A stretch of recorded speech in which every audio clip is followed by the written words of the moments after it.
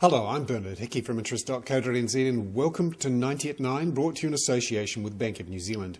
This is your morning briefing where you get everything you need to know in 90 seconds at 9 o'clock, starting now with news that China has tightened monetary policy in an attempt to slow its economy down.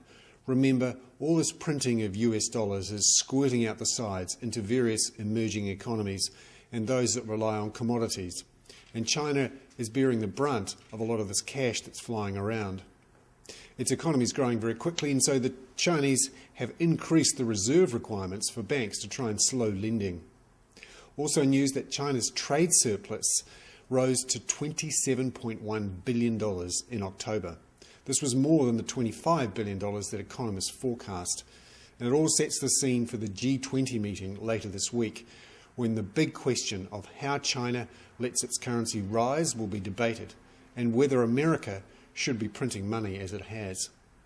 Meanwhile, the currency wars continue. Mexico is expected to have to cut the interest rate for its peso because a lot of those printed US dollars are piling over the border and pushing up the value of the peso.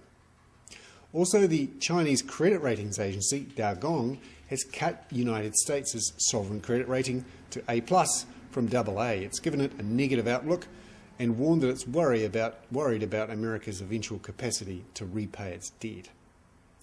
And finally, back at home, Bank of New Zealand has cut its 1-year and 2-year mortgage rates by 4 and 5 basis points respectively. The 1-year cut by 4 to 6.45%, the 2-year cut by 5 basis points to 6.65%. This is the first cut by a big bank since September the 3rd and suggests that a logjam of moves on mortgage rate may be about to end. I'm Bernard Hickey. That was 90 at 9, brought to you in association with Bank of New Zealand.